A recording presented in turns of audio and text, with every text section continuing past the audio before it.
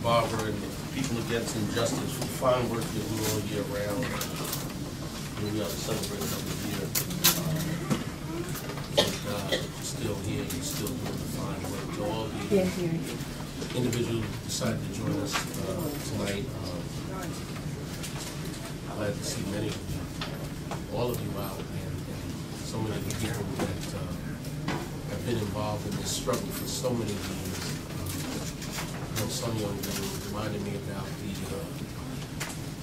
the old radio days. We were out there, can't shut them down and whatever have you. But of course, Mary Johnson, so many. So I'm happy to be here. Just a point of clarification. I was speaking with Tony about this admissibility of juvenile confessions. And by law, in juvenile proceedings, confessions of children under age 16 are not admissible against the child unless a parent who has been given Miranda warnings is present. Of course, the Supreme Court recently turned the Miranda warning on its head and basically said that someone has to invoke the right to not speak by speaking. Basically saying, I don't want to talk. And that's what I was referring to. So so I don't know how it's going to impact any new laws passed by the state regarding Miranda. I received an email from Barbara about a week or so about Michelle Alexander's book, The New Jim Crow, talking basically in many ways about this thing that we have on the screen, the school-to-prison pipeline. She deals with mass incarceration as a mechanism of social control akin to slavery. Pointed out some interesting facts. I read some of the reviews and what have you, and just talked about the sheer number of black males who are under some sort of supervision by the courts in the United States outnumber the number of slaves that existed in the country in 1850, which is an amazing number of people. So while she was talking about the new Jim Crow, I started thinking about the old Jim Crow and how that all came into being with, Plessy versus Ferguson, which ushered in, of course, the separate equal doctrine, which I always found interesting when you read that history, because Homer Plessy basically was a very light-skinned black male. And they used Homer Plessy because, number one, they wanted to challenge the decision that segregated the railroad cars in the state of Louisiana. So they used this black man. They used a very light-skinned black man, looked white, because, number one, he could buy the ticket. And then once he got on the train, he actually told the folks on the train, the conductors and whatnot, that he was black. And then they hired a detective, this team who wanted to challenge the ruling by the state of law, hired a detective so they could force the arrest of Plessy, which in fact they did, force the arrest. And of course, the rest is history. The judge in Louisiana, Ferguson, that's where the name comes from, upheld the law. And then, of course, the case went to the Supreme Court, where it was even more interesting because that's when it was a 7-1 decision, and the dissent was cast by a former slave holder, John Marshall Holland was his name, who was a Kentucky slave, or from a Kentucky slaveholding family. And of course, that lasted until Brown. So for many years in this country, you had that separate but equal. And then, of course, Brown came along and led by the team of Thurgood Marshall and his crew, and of course, overturned Plessy versus Ferguson. So, and then, of course, helped usher in the civil rights struggle that we're all very, very familiar with, I would hope. And now it brings us to today. And quite honestly, I think we must embrace the idea of a multi-layered struggle, a struggle that takes on different layers. I think you have to set up watchdog organizations to protect the gains that we've made. You just can't forget about it. You have to have the watchdogs out there. You have to support groups like the NAACP. No matter how we feel about these organizations, you have to support the organizations because these organizations serve as watchdogs. These people are on the move out here. You know, the Tea Party, those people are nuts. But you got folks in government that's even, you know, nuttier than them. I mean, these people are crazy. They just want to roll this thing right back. And, you know, they're doing a good job with the prison system and whatever have you. So you need the watchdog organizations and of course groups like People Against Injustice, fighting against present day injustice. This mass incarceration is a monster, you know, and it's deliberate, it's intentional. And clearly I see it every day. Racism is real. And you know, the sad thing about racism in this society is that so many people are in denial. You know, you can't even start talking about it without some excuse being put forth to justify racism. Racism is real. It's just race matters in this society. If everyone can come to that conclusion, then we can just keep it moving. You understand? And deal with it. But folks don't even want to come to that conclusion. The color of your skin matters. I tell my kids, make no mistake about it. Understand? You can't come running out of that store and playing games. They think you done stole something and shoot you down. That's right. You understand? This is real like this. This is how our kids are living, and we can't hide that truth from them. People want to be polite about race. You can't be polite about it. It's real, right? So, of course, you got to fight for continued advancement. We got to keep moving forward, right? And here's my the one I take ownership of is holding ourselves accountable. We have to hold ourselves accountable. It's difficult, you understand? But you have to hold yourselves accountable.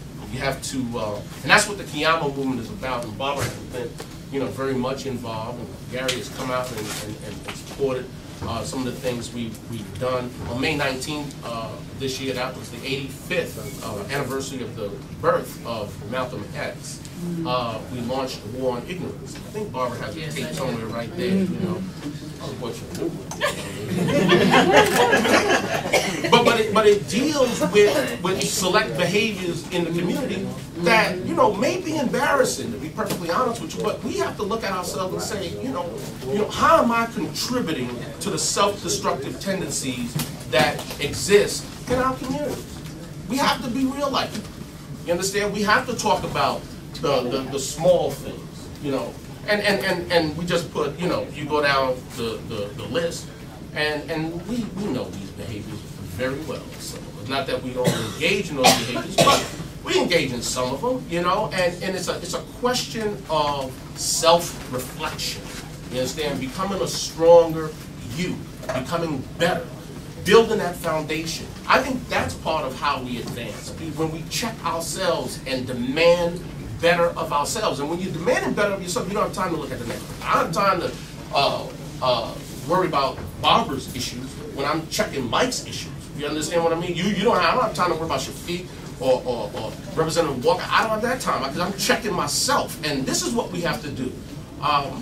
This is geared towards our young people, you know, our youth, our adolescents, young adults. Check that behavior so that you too can become a better person, a better citizen.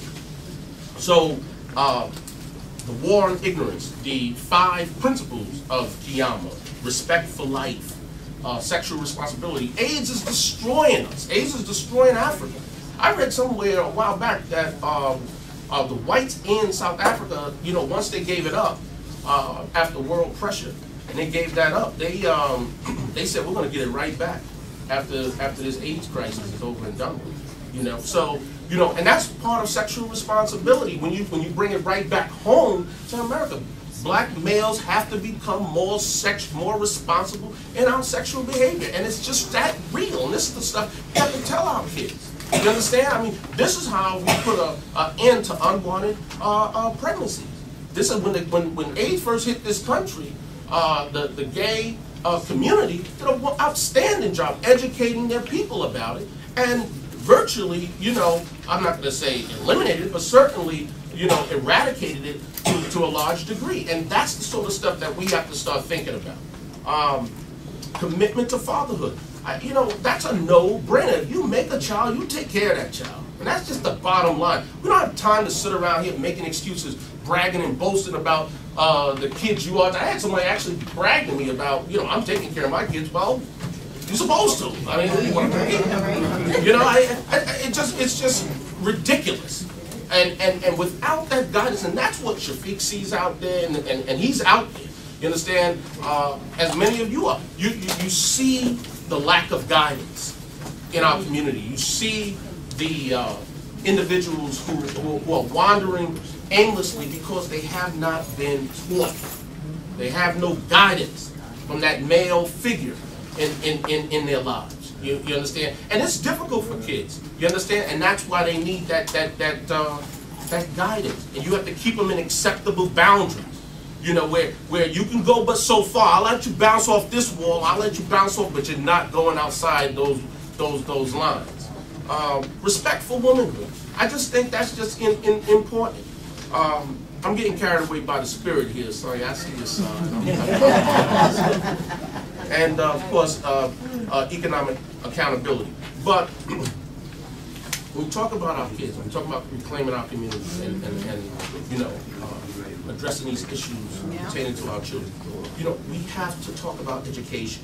You know, I saw, and I'm going to close on this note.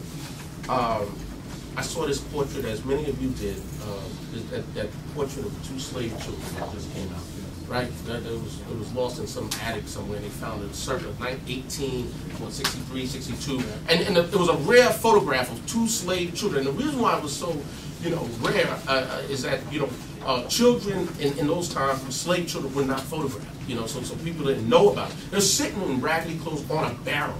You see, it was 2 of them, and I'm just looking in their eyes, I'm studying this picture, and I'm thinking, my God, this is, you know, do they have parents? Where are their, you know, what's their life about? And I was talking to the kids over at Hill House for Black History Month a year ago, and I spoke to them about the fact that they used to use black slave children for alligator bait. You understand? This is a little known fact, horrible fact of history. You understand? Where you bring the child, 4 years old, could be an infant, put them in the water, they would splash, you couldn't swim, and it attracts the alligators. And hopefully they could pull the child out before the alligator grabbed them. But if they were unlucky, the alligator would grab them, and you know, and it would shred them, and they would capture the alligator. And if the baby was still alive, they'd throw it back in the water to catch more alligators. So, and when you think about slave children and the fact that you could be murdered for teaching someone to read and write, we have to take advantage of a free education. That's the point I want to make. It just makes sense. So when we're sitting around here, hi Jan, hi. How you doing? When you're sitting around here and we're talking about this sort of stuff, when we're talking about education, it means something. Education is the ticket. Make no mistake about it. We should go to war of education. And I'm telling you right now, this is the one place, the one town in the entire state of Connecticut, correct me, where the mayor appoints the Board of Education. You know, so we lose that control, and this is why we have to be so vigilant about it. You know, you're selling our kids to Wall Street, selling our schools off to Wall Street, and this idea of school reform. What kind of reform are we talking about? And do you understand it? I'm gonna stop right now, Barbara. But I want to thank you for having me.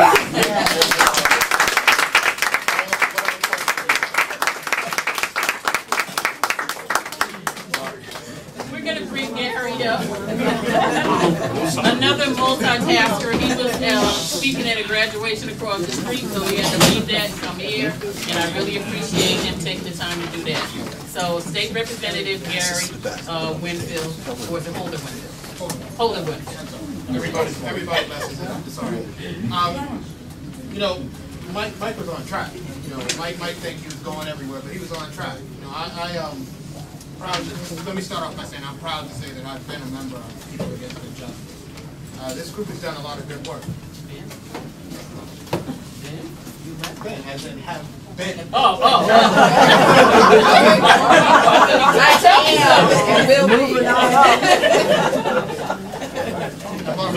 You know me. You see how I act in Hartford. You know I haven't forgotten where I come from. And that's one of the points I want to make. Let me just start off by saying that we elect a lot of people that look like us. Doesn't mean anything. A lot of people that look like us that don't say anything. Amen. Fire. That's right. That's what I'm telling you right now. Fire.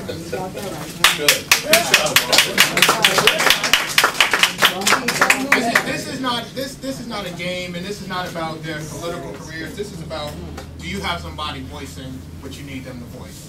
It's a tough road that those of us who are speaking for the community have, because we don't, one, have the numbers, even if we had everybody up there that looked like us representing us. It's tough. You have to have everybody ready. Everybody ready to do what Mike just said, go to war. Because there is a war.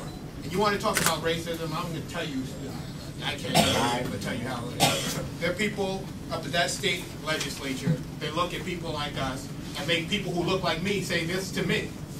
Don't be the angry black man. Well, hell, look at my community. Why wouldn't I be the angry black man? I'm angry about what we do, and I'm angry about what they do.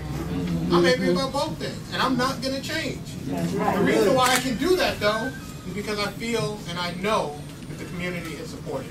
And I know that I have people like these groups that Mike spoke about that are out there that are doing the work. But we have to do more than we've done.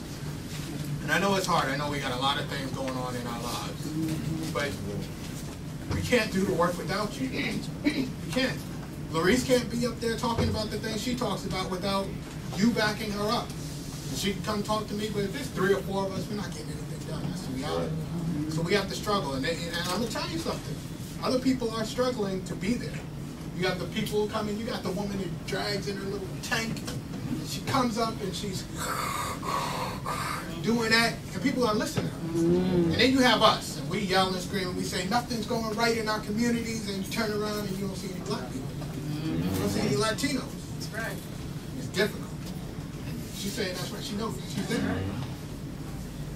You gotta change it. You gotta change it. There are those who are there to support these communities, and we have to support them. Now let me say this, education. You know, we had a fight about education. I think Mike is completely right when he asked the question, what about this education reform? Because there's education reform and then there's education reform. By that I mean there's education reform that gets towards reforming the system so that it works for our young people. And then there's education reform that gets towards reforming the system so that it fills the pockets of white people. This is what it is. Business people. And some black people who sold out our community. That's right. We don't want that education reform. We want the education reform that works like that. So we worked this year on some education reform, and we caught hell. We caught hell because people said, this is not filling our pockets. And this is changing the system in a way that may actually do something to change the outcomes in the lives of people in those communities. And we're willing to change the outcomes in their lives if we get some money out of it, but not if we empower those people. And so people who look like some of the people in this room now have the power to say, my school's not working. And I don't want to wait for the mayor or the superintendent to get off their rear end and do what they need to do to fix that school. I have the power. And now you know when you say, I'm going to give the power to these poor communities, these black communities, these Latino communities, they look at you sideways. They're trying to figure out, what are you talking about? We want to do more of that. We have to do more of that. We have to do things that really change these communities in a substantial way. And that is why some of us are struggling so hard. You know, I was at a forum on education last Friday with AFSCME Council 4 up in New Britain. And a woman who I sat across the table from looked at me and said, yes, we were trying to destroy everything you were doing. That's what she said to me. She said, yes, we were trying to destroy everything you were doing because it didn't work for us. Never mind about those young people. It didn't work for us. And by us, she meant people who don't live in these communities, who come into the communities to work, to take their money back to their communities and make their communities better. That's what she meant. And she could say that to me. That's a problem. And so I'm telling you, as I told you in the beginning, fire those who will not speak up for you. fire them, because they don't deserve to be where they are, because they're not doing anything for you. And that's one of the most important things you can do. And one of the other things, I'm not going to speak on, one of the other things you can do is be involved with PAI, but be involved with the Kiyama. And be involved if enough is enough is still going, with enough is enough. And every other thing that's going on, because when I was doing the community activist thing, I recognized one thing. These groups may not be talking about everything the same, but they're talking about the same group of people. And they're talking about the same people who share the same issues. And so if you're only talking about one aspect of it, you're not seeing the whole picture. Get involved with it, because that's how you get to see what's really going on. So I love this group. Get involved with Mike. Get involved with everybody else in the community who's doing for you, so that you can see what's going on, see what they're doing, so maybe you can tell some of them they need to go home. Fire them too. Fire and move, brother. Fired up and ready to go. You know, because people come to our community and they tell us they're community activists and organizers, and you ain't never seen them put two people together. You never seen them. You never seen them knock on the door in your community. So you, I'm not even gonna take another chance. You keep that out.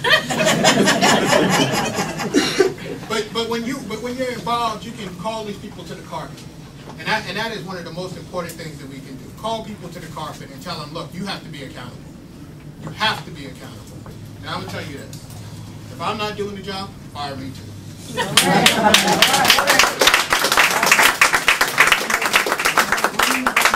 See, he can say that because he know he's doing his job. Yes, those greens is making another step. Okay. So I wanted to take the time. Can they tell me what time it is? 10 after 7. 7:10. Okay. So we're probably only going to have maybe about 20 minutes of questions. So I have.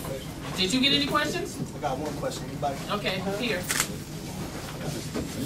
So if you have questions, put them up here, and we're gonna have a little raffle at the very end. So what I want people to do is put their name on a piece of paper, and we're gonna put them in a hat and draw out names for. Lincoln Bassett, Mike's participating, and some other people are participating. We keep worrying about when a program's coming to save our children. The best program we can have to save our children is getting involved in their lives, whether they be your actual children or not. That's one way. In terms of the law, you know, we have to fight back. Look at the expansion of time for which you're going to jail over the last few years. It's astronomical. Tony and I had a couple of issues that just blew my mind. Pages of things that are crimes that you cannot believe. And part of the problem is that they're not prosecuted the same way. So, you know, what am I going to do? I'm going to keep fighting. But what can we do? We can go to those schools and show up and knock on the door and say, hey, I'm here to volunteer. Because those little boys who were in that Obama initiative, they told us, and this is out of their mouth, we didn't ask them to say anything. They told us, you changed who I am.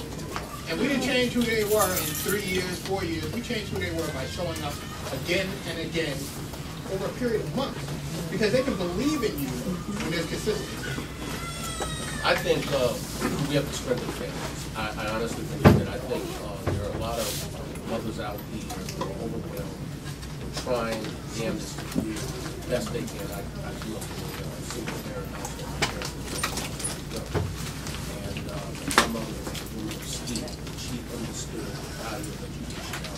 And every person has that capacity. And therefore, I believe you need those parent academies. I think you need parent academies to help teach people how to be better parents.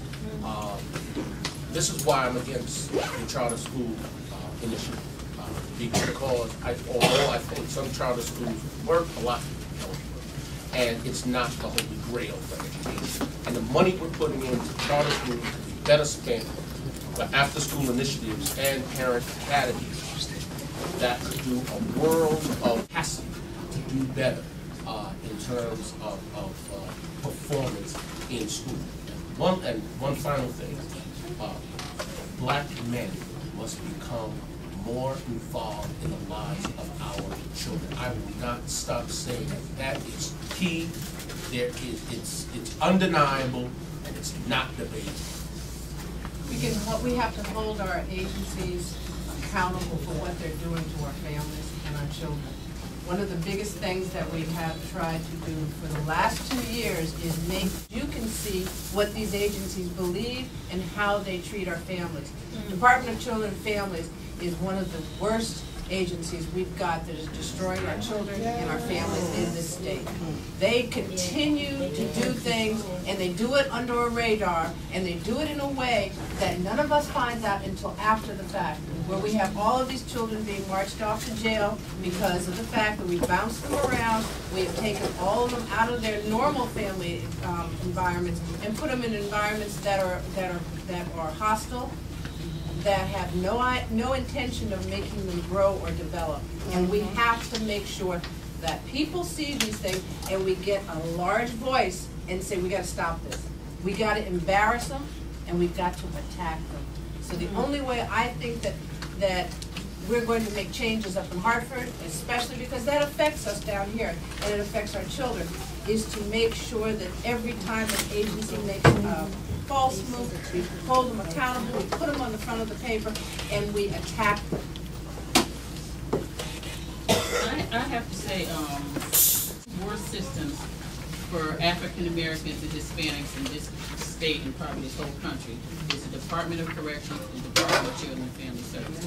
They have destroyed so many families in our communities. And when I look at the budget, the state budget, those two departments, when everything else is being cut, you can go on the website and look. Thing is going to be taken from our kids for DOC and DCS to get their money. And it's about time that we say something about it because it's our families that are being destroyed. That's right. And like all of them have said in one way or another, these things happen to us because we don't say anything. When we go to Hartford, I look around and I feel for Tony and Gary. They're up there pushing the stuff. I'm giving them stuff. Yeah, let's try to work on this. And this is going on. This is going on. Yeah, and they do it. They write the bills out so they can get passed. But when they say we have a public hearing, where's the people going to support them when they put their head out to get chopped off? Nobody. So you know what you tell the white legislators? This is not an issue for the black community. Where's their people? This is Gary and Tony's. You know how I know that? Because I remember when I first started going there by myself. And everyone said, oh, that's just her issue. It's not the black community's issue because they're not there. So we have to get to Hartford when they're talking about passing policies that's going to harm us. There's no excuse for it. I'm tired of hearing, oh, I had to work. We all have a sick day. We all have a personal day. We all have a vacation day. So there's no excuse for us not being in Hartford when they're trying to push policy to change the things for our life. There's no excuse for it. Jay-Z come here, charge $50, and see how many people are going to run to his show. Come on. You ain't got to pay nothing to go to Hartford. Now it's about time for us to stop this now. They'll pay $150. All right, it's time to stop that now. The clubs are running over on the weekend from us. Come on, stop it. I don't want to hear this about I can't get there, and that's why we can't help them. So when they don't do their job, don't start looking and say, well, they ain't doing nothing. Well, what did you do to support them? That's right. And if you ain't doing nothing when it's time to vote, Gary's gotta fight for his place. You people that are in his community better get your butts up and go out there and vote. You know why? They want to remove somebody like Gary because he's doing what he needs to do for our community, and they don't like it. So they will push somebody up to get him out of place. Now, if you let that happen, shame on you. Because it doesn't need to happen. Okay, now let me come down a little bit. You got a lot of nerve. You got a lot of nerve, man. Is she something? You gotta have passion. You ain't got passion. I just want to remind people to say. She got passion. She got passion. The name is. All right. I'm sorry. Just remember to give us your information so we can call on you when we're trying to change something. And Sonia has a box to put the name in, so because like I said, we have 3 gift cards we want to raffle off at the end. So So make sure your name goes in there if you want it, if you're interested. Okay, next question. Responsibility. I rode by a group of 4 or 5 young high school age boys. One was standing in the corner smoking weed. These boys should have been on their way to Hill House. My question is, whose responsibility to tell those boys kindly to go to school and, of course, stop smoking weed? Is it mine? To whose responsibility is it? Whoever wrote it. Okay, you got the answer. Whoever wrote the question. Any adult that passes that child need to send that kid to school. We need to stop being afraid of our kids. Anybody. That's right. You're all a part of the village, so you better send that kid to school. That's right. And if he And back don't come talking, getting up in his face, talking, looking down at him and talking trash to him. Treat him like a human being, and he might listen. Tell him why you think that he's ruining his life by not going to school and standing in the corner smoking weed. He might just listen. Yeah, they just need to know you care. When we work with boys in the past, and these are including some that have done the 15 years in federal or drug selling way back in that had them come as speakers to speak to other children. But they've always tell young boys that they wish they would have had more people giving them more structure, telling them no, or keeping with the rules, because those rules which would have kept them from going over the years. And I think what I've seen happen over at least the last 10 years is this whole violence with urban youth is marketable. It's making a whole lot of different people money. It's flashy, it works well with the rap industry, it works well with a lot of different, with the clothing industry. And as a result of that, we believe that. So we see 3 urban males, black and Hispanic on the corner, we assume everybody's got a gun, everybody's got a felony, and everybody's gonna smoke drugs and just go ballistic. These kids is somebody's son, they're somebody's brother, they're regular people. And all we have to do is go engage them. If we, as the adults, don't do that, then the whole level of safety is just out the pasture. And what's really frustrating is that when we get into these situations where somebody's shot and killed, and there's 200 people outside, there's 150 people in the neighborhood, there's 50 people right here when it happens, and nobody knows anything. And then the kids go home and they tell their family. So there is an adult in the house that knows who potentially shot and killed somebody, and then the adult doesn't come forward. If we don't set that example, who's going to set the example? That's really where it comes down to. So when we drive by somebody smoking weed, we drive by a kid who looks like he might have a gun, or somebody's fighting and we don't break it up, or we don't engage that, you know what we do? We say, it's okay, you're supposed to be doing that, keep doing it, and I'm out of here, it's not my problem. Until we hear the phone call that that kid that we didn't engage may have been the kid that engaged our kid. And that's how we have to look at it. Here. Yeah, I want to reinforce the comment about structure. I work with expelled kids in London, and my experience in dealing with parents and kids is that parents have the hardest time doing something that they think is going to harm the kid, like give them a punishment or a consequence or whatever, and it ends up that the parent becomes a babysitter. That is, the parent watches out for the kid all the time and warns the kid when they're going to get in trouble and lectures the kid to keep him out of trouble. So the kid never learns to be responsible for him or herself. And if the parent could establish boundaries that are as solid as a wall, the kid will learn to respect the boundaries. Just raise your hand if there's anybody in the room here who sees kids who try to walk through walls. So one of the things that I believe is that it's important to engage these kids, but I believe it's important to engage these kids not just when you tell them doing wrong. When I live over in Westchester Avenue, when I see these kids, I talk to them all the time, and so I don't believe these kids are fundamentally bad kids. I believe there's circumstances that lead them to make stupid choices, and sometimes those stupid choices pile on other stupid choices, and they do things that are, yes, bad. But I don't believe fundamentally they're bad kids. And I've been able to talk to some of these kids and get them not to do things because they know me because I've spent time talking to them before they did the stupid thing, like maybe smoking weed or whatever the case may be. And too many of us, and like I said again, too many of us are afraid to talk to the kids even when they're not, just when they walk past our house. We can't even say hello. That's a problem. We've abdicated our place in these communities. And we have to take them back. And a small step to do it is to say hello to the kid, how you doing? Some of us have them when the bus stops right outside our house, and we wait till a bus comes and picks them up before we go outside the house. That's a problem. I just want to, whoever's keeping the time, let me know when it's 20 hours. I'll try to keep this on time so we have time to have people respond to it and finish up the event. Okay, question. How would you support eliminating mandatory minimums from Connecticut statutes? A little background. About 80% of prison population is made up of Black and Latino men and women. Most are sentenced under drug charges that have mandatory minimums, forcing them to take a plea bargain. And I think we all pretty much know somebody who's been forced into that. So how would you support eliminating them? Or how do we do it? I mean, I think not all of it, because what it does is it takes away the opportunity for you to have your time and be able to express your case. I think the problem is how do we do it, and how do we do it in a way that is going to actually achieve the change that's necessary. And that's the key. We've actually started looking at mandatory, and it's really going to take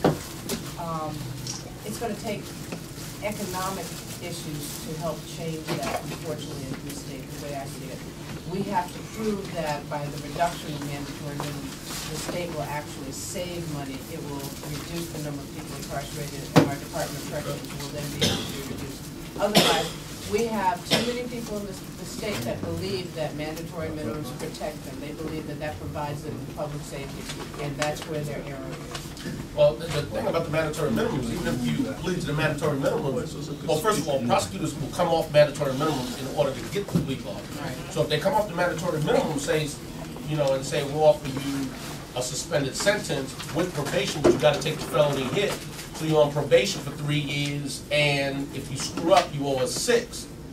Rather than say, if somebody said, well, okay, we got you red-handed, we'll offer you 2 years, we'll come off the mandatory minimum, but we're offering you 2 years. So a person says, nah, I'm not taking the hit, I'm not going to take anything. They say, we'll stick to the mandatories and go to trial. You understand? So my thing is, I think there's a simple solution. We have to start talking about decriminalization. We have to deal with it. That's a real issue, and that'll keep some of the police officers out of the cars, particularly in the marijuana cases.